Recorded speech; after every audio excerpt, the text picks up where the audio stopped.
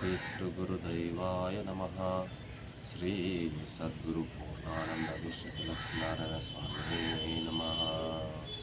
माता हेमलता देवी नमः। गुरुर्ब्रह्मा गुरुर्विष्णु गुरुर्देवो महेश्वरः गुरुर्साक्षात् परब्रह्म तस्मै श्री गुरुवे नमः। जय सद्गुरु महाराज की जय। ఈరోజు మనము గృహాధిష్టాంతము అను శివరామ దీక్షలోంచి చదివి వినిపిస్తాను. అందరూ శ్రద్ధగా వినుడి. ఇందులో ప్రతి ఒక్క మాట మనకు తెలిసినట్టుగానే ఉంటుంది, కానీ అది మనం గురువు చేత విన్న తర్వాత ఇది ఇంతేనా అని అనిపిస్తుంది. కాబట్టి మీకు తెలిసిన విషయాలు, తెలియని విషయాలు ఈ యొక్క శివరామ దీక్షీయంలో ఆ శివరామ దీక్షీయులు ఇందులో లిఖించి పెట్టినారు.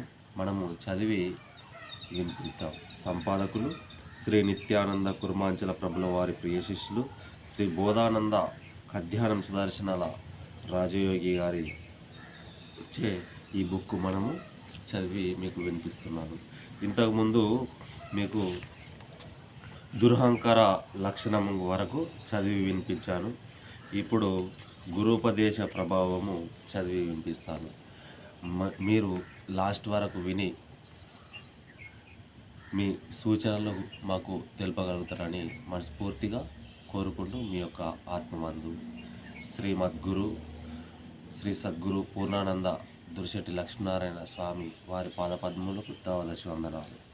లాస్ట్ వరకు విని మీ మంచి అభిప్రాయాన్ని కామెంట్ రూపకంగా తెలుపగలుగుతారని మనస్ఫూర్తిగా కోరుకుంటూ మీ యొక్క ఆత్మబంధు.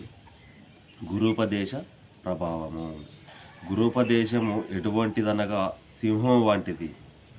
సింహమును ఏనుగు కలలో చూడగానే ఎటుల నశించునో అటులనే ఈ దేహాలకు గురూపదేశం సింహము. ఎరుకయ్యనే ఏనుగుకు గురూపదేశం అనే సింహం స్వప్నమైతే ఏనుగు నశించును. గురూపదేశం అయిన వారికి ఈ చింత లేదు. గురూపదేశం అయిన వారికి బాకి తీరినట్లే కానీ మరేమీ సందేహము లేదు. రుణము దీనిన వెనుక పత్రమును తలిచినట్లుగా నుండును.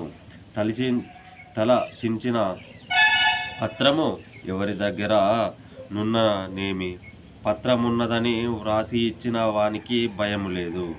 రుణము తీరిన వెనుక పత్రము వ్రాయించుకున్న వారి ధనము రాగాలదని ఆశ లేదు. కలలో శరీరమునకు మూలము లేదు, అలాగే ఈ గుర్తెరిగే శరీరమునకు ఏ మూలము లేదు అని గురు సూచన అయితే చాలు. ఈ శరీరమునకు తల్లిదండ్రులే మూలము, వారికి వారి తల్లిదండ్రులే మూలము, కానీ ఎరుకకు మూలము ఏమీ లేదు. ఈ ఎరుకను వేరే దైవము లేదని ఎందురు గదా అది నిజమని అందురేమో, అది ఎంత మాత్రము నిజము కాదు. ఎరుకను దైవమని అనకపోతేనేమి, ఎరుక ఎప్పుడు లేదో అప్పుడే శరీరం లేదు, శరీరం ఎప్పుడు లేదో ఎరుక అప్పుడే లేదు. ఎరుకను విడిచి శరీరం ఉండదు, శరీరమును విడిచి ఎరుక ఉండదు, రెండు లేనివే. శిష్యుడు అడుగుచున్నాడు గురువు గారిని, అయ్యా ఎరుక బిందువు ఒకటేనా, ఏమైనా భేదము గలదా?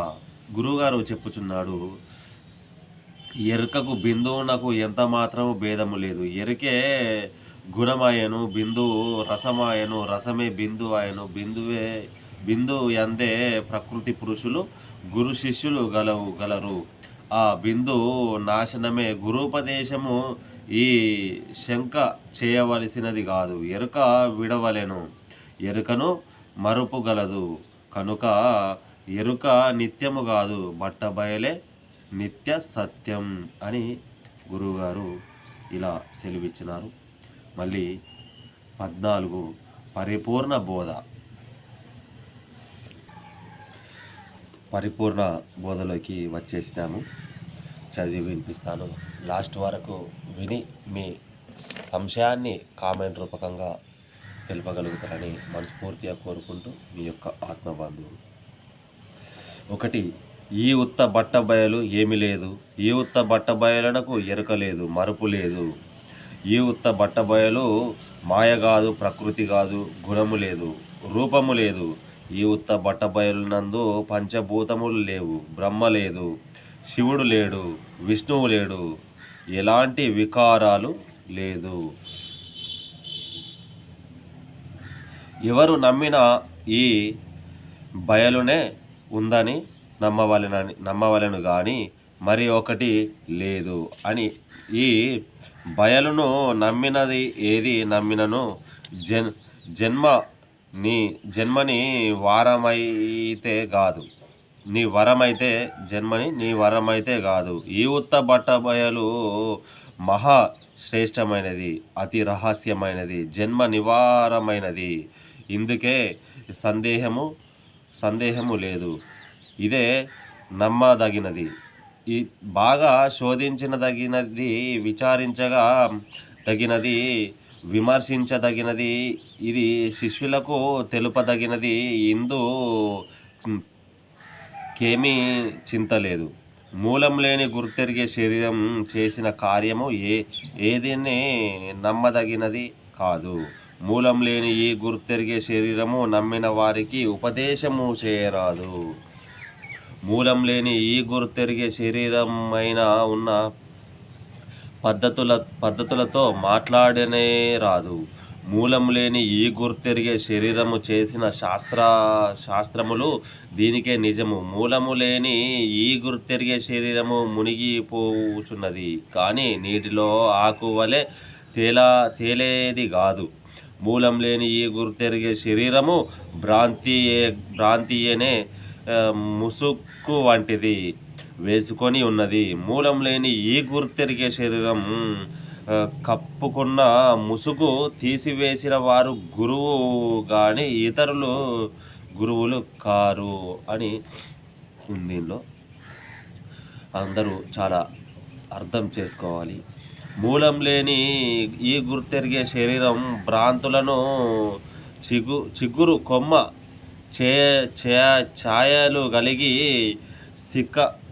సిక తల వలలుగా నుండి ఈ అంతటితోనూ ఎప్పుడో మునుగుచున్నది. మూలం లేని ఈ గుర్తెరిగే శరీరము బెల్లము మూసుకున్న వారికి ఈగలు ఎలాగునో ముసురు కొననో అలాగున ఎరుకకే చాలామంది ముసురుకొని ఉన్నారు అని చెప్తున్నాడు గురుగారు. మూలం లేని ఈ గుర్తెరిగే శరీరమై ఉన్న అనుభవజ్ఞులకు ఎరుక కాళ్ళకు వేసి సంఖ్యలు వంటిది. కాళ్ళకు వేసిన సంఖ్యల లాంటిది. మూలం లేని ఈ గుర్తెరిగే శరీరము చేసిన శాస్త్రములే బొందలు, వాటిలో బోర్ల పడుదురు కనుక ఎరుకను నమ్మరాదు. ఎరుకను ఎప్పుడైతే నమ్మరాదు, ఆ ఎరుక ఎప్పుడు మోసం చేస్తుందో, ఎప్పుడు మనలా మంచిగా తీసుకుపోతుందో ఎవరికి తెలియదు. ఎందుకంటే మనము ఎరుకలో ఉన్నంతసేపు మనకు ఏమి కాదు. ఆ ఎరుకను మర్చిపోయినాం అనుకో, మనం ఆ ఎరుకల నుంచి ఎడిపోతామో తెలియదు. ముందు బండి వస్తుంది అంటే ఆ బండిని అక్కడికి పోయిన తర్వాత ఏమవుతుంది, ఆ మాయ కప్పివేసి ఆ ఎరుక నుంచి తీసి పడేసి ఆ బండి వచ్చి మనకు గుద్ది వెళ్ళిపోతూ ఉంటుంది. అదే ఎరుక. ఆ ఎరుకలో లేకపోతే మనకు అక్కడ జాగ్రత్త అనేది ఉండదు. కాబట్టి ఆ ఎరుకను ఎప్పుడు నమ్మరాదు. ఎప్పుడు ఎరుకలో ఉంటుందో, ఎప్పుడు ఎరుకలో ఉండదో ఆ శరీరం అని ఇక్కడ పరమాత్ముడు చెప్పుచున్నాడు. 15 బయలు లక్షణము.